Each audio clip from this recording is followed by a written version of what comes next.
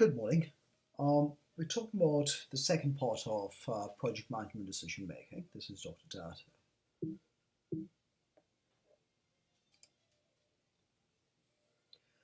Of course, among many things, there's a saying by Albert Einstein that says, "Not everything that counts can be counted, and not everything that can be counted counts." So you've got to know exactly what to measure before you just go ahead and measure it just because it's been tradition or it's been convenience.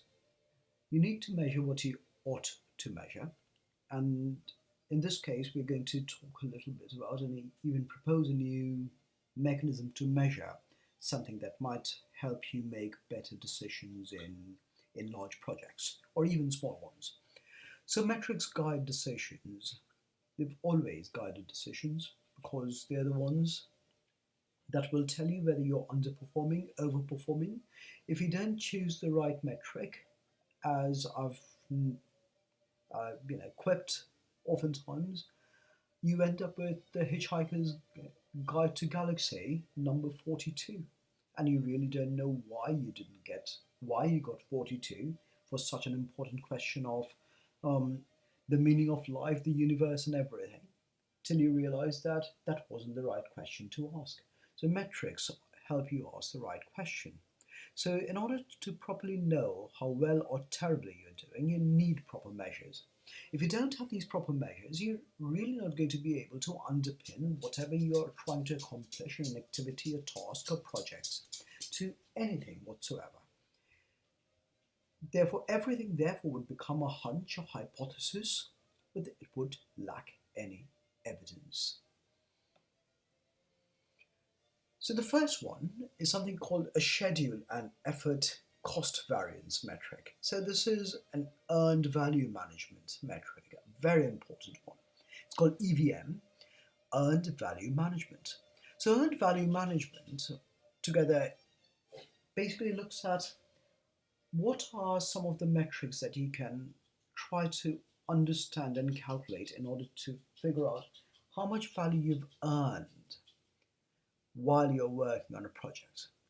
The first one is called planned value, also known as budget at completion, or BSA. The planned or authorized budget for activities is defined by the work breakdown structure. So you'll typically plan out that these are going to be my activities, and these are going to be the assigned budgets for each of them. Every time these activities are completed, you're going to check and see if the, the budget you'd planned for and the actual costs are just about the same. So it offers transparency, especially if you make them very modular and small. Now, the nice thing about making it modular and small is you have to commit less money to each activity, each task, and you can measure them quicker. But the question is, what do you use to measure them? So here are the following. The first one is something called an earned value.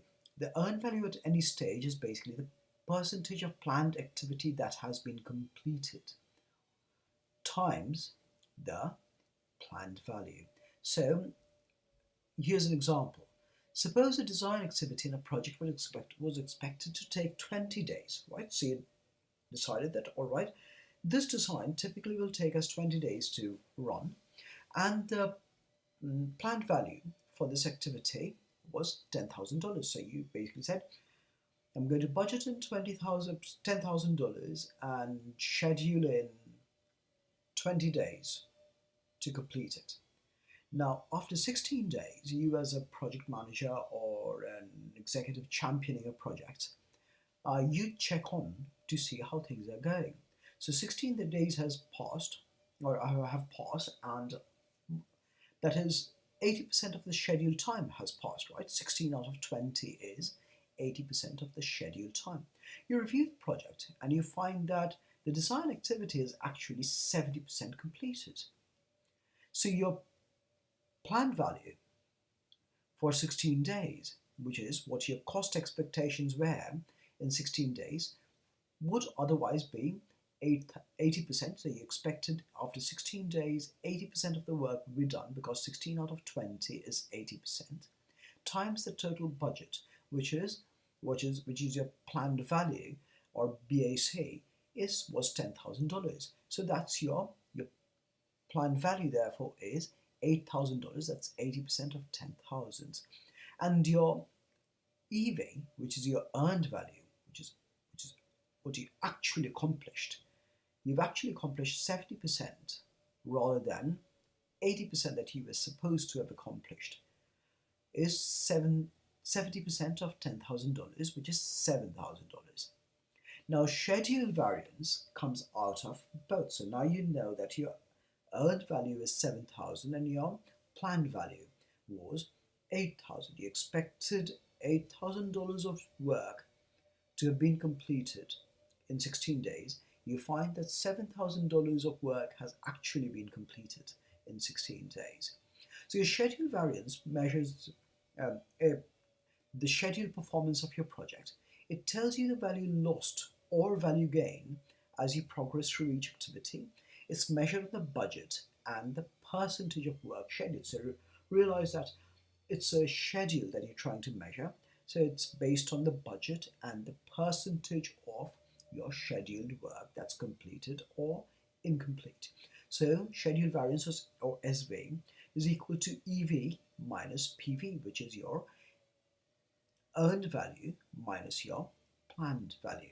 In this case, schedule variance is 7,000 minus 8,000, which is negative 1,000, which also means you're 10% behind schedule. So your value, the value you're losing from being under schedule, is about $10,000, or sorry, $1,000, and $1,000 is basically 10% behind schedule, because your entire schedule budget was $10,000, and you're 10% behind schedule. Basically, you're about to $1,000 that you're lacking. Now, the other part is actual cost, or actual cost of work performed, ACWP. Actual cost is the total cost that's really incurred and recorded for the work breakdown structure activity. So actual cost can be traced better if we can assign and trace soft costs as well as hard costs for the activity during planning, budgeting, as well as during implementation. It's very, very important to ensure that you do that. If you can plan and budget all hard and soft costs, then you can trace all hard and soft costs. If you don't plan it, you can't trace it. And oftentimes you might wake up to a rude awakening where you'll suddenly see that, wait, how come I didn't factor in all this extra coffee that people would be drinking, or the espresso machine we suddenly had to purchase because we wanted people to be working a bit overtime. So unless you factor those in early on, you're likely to hit some snags, and do realize you must factor in hard costs as well as soft costs. So cost variance measures cost performance in a project. It's calculated as earned value minus actual cost. So previously we looked at earned value and planned value in order to understand schedule variance. So here we're looking at cost variance as earned value minus actual cost. So very much like a negative earned value, which is lost time, which is typically used for scheduling, any negative cost variance is often sunk cost to a project, which is lost cost. So once again, cost variance is equal to earned value minus actual cost. So assume the actual cost for the design activity, the actual cost that you actually spent money on as of now in those 16 days, is 6,500. So your cost variance in this case is 7,000, which was your earned value, minus 6,500, and you see it's 500, and 500 is positive 500. This means you're under budget by 5%, because $500 is 5% of 10,000, but overscheduled by 10%. Putting these two things in perspective, always put things in perspective. You might carefully consider using the $500 to bring yourself back on schedule. For example, you might decide that I want to do have somebody do an overtime and get some kind of a Scrum activity. Um, Possibly sometimes you want to crash a project or crash an activity over a project, and so on and so forth. So if you look at it altogether, this is from the PMBOK, which is the Project Management Body of Knowledge. You find that your budget of completion moves, and then your earned value and your actual costs. As you're calculating it over your cumulative values, you try and understand how your planned value ought to be a good compromise between your actual costs and your earned value. The entire idea is you want to ensure that your actual costs and from your earned value, you stay on track with your planned value to stay under time and under budget. The next one is productivity or resource utilization. The objective of this metric is to measure productivity of resources involved in a project and let the, the project manager assess over and underutilization cases. So if you want to see which resources are being overutilized, which are being underutilized, there are penalties associated with resources, whether it's a technology, whether it's a machine, which might have a chance of greater breakdown, or some other malfunction, or human resources, which basically might mean you have to pay them overtime. So using this, project managers can analyze effort distribution across different project phases and activities. For example, effort distribution can tell project managers how much effort is being spent on defect resolution, customer support, design activities. PM can take corrective actions based on this if required. If you see somebody's overcommitting to one part of the project, while the other one might end up languishing in the process, it might be a good idea for you to, unless you've got a transparent mechanism to look how much resource you're utilizing, you'll never really know who's being overcommitted, what's being undercommitted. So, for instance, if a resource is complaining that customer support is taking considerable time, but the effort distribution shows that it's otherwise, the project manager can see where corrections are needed and what resources and what the resource is doing. So effort distribution from time reporting systems can also tell the areas of improvement for better estimations, planning for the next project, or even thinking of, do I need to replace this resource, or add another resource, or ensure that the process itself requires re-engineering so that customer support can be solved quicker and faster. Going forward, utilization percentage is the total effort spent by the resource divided by the total budgeted effort for the resource.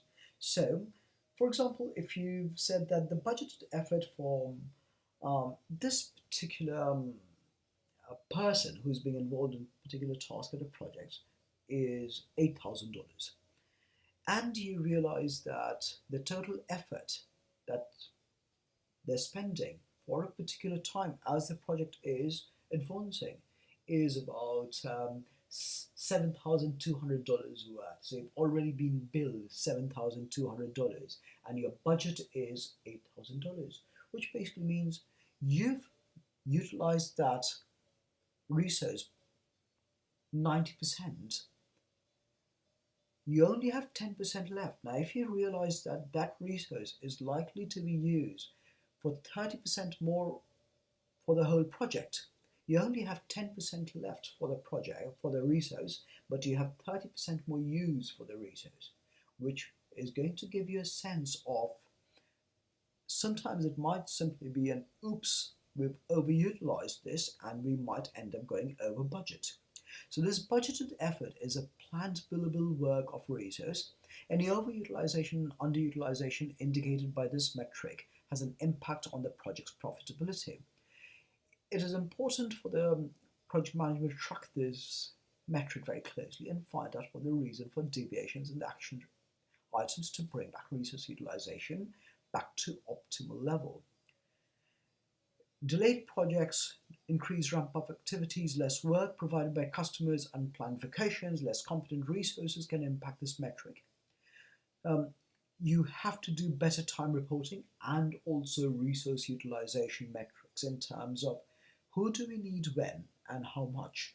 Every time you overutilizing a resource or underutilizing a resource within a certain variance, especially over, you say you might have a zero variance tolerance and say anytime it's over, create a flag and send me an exception report. Why is this resource being used over this time? And why how was that not factored in the process? That way, again, if you make it modular, if you actually look at percentage to completion as we looked at in earned value, you'll have a good sense of how much is left, how much is being utilized, who's being utilized, whether you're over or underutilizing something. So very similar, you can look at it as a pie chart in this case. You're looking at how the effort distribution might have been planned out. And now if you were to level out the actual effort that you're encountering, it'll give you a sense of where the gaps are. So you can see that, well, requirement analysis in this case would have taken 20%, design 30%, test plan development about 3%, coding about 10%, and so on and so forth. And you can look at what resources were involved in each, how far you've progressed, and therefore how much you've over or underutilized a resource in terms of both schedule variance as well as cost variance. Finally, if you were to put these things in perspective, so activity, resource utilization, and contribution, you have to identify critical and key activities and resources. So in this case, if you are to look at the resource and activity importance out here, and you create an activity that's critical.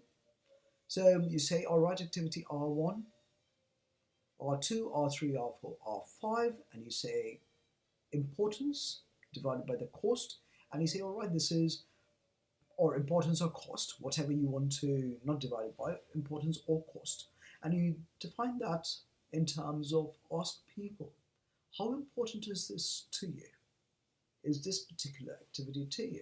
And your project management team or your executive team or your championing group or whoever the overseers are might say that, all right, this is this much important, that's that. In this case, says R4 is, I'd assign 70, it's very, very important, followed by R3 and R2, followed by R1 and R5. Now, you can of course standardize. This is not standardized yet.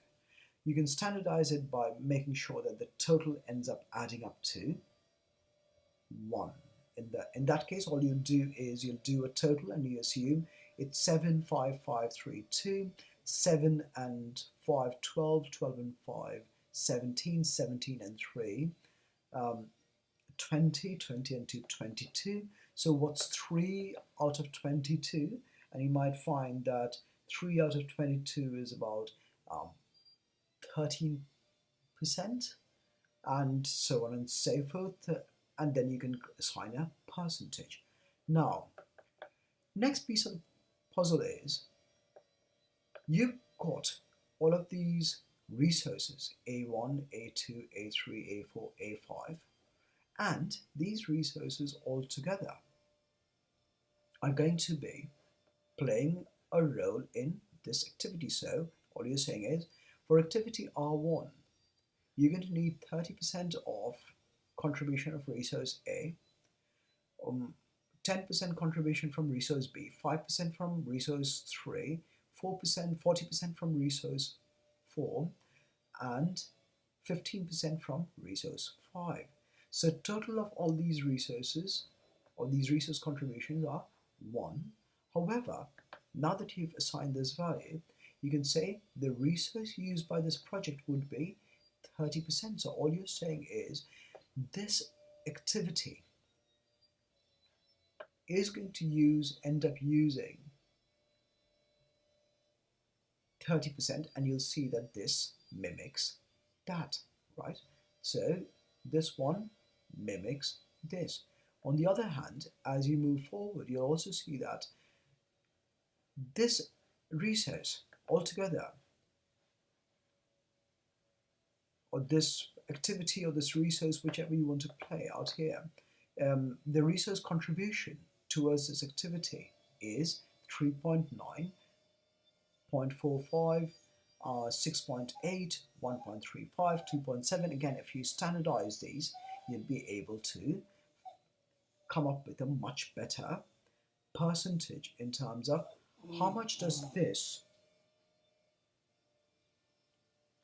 resource or activity play a role in terms of the whole project.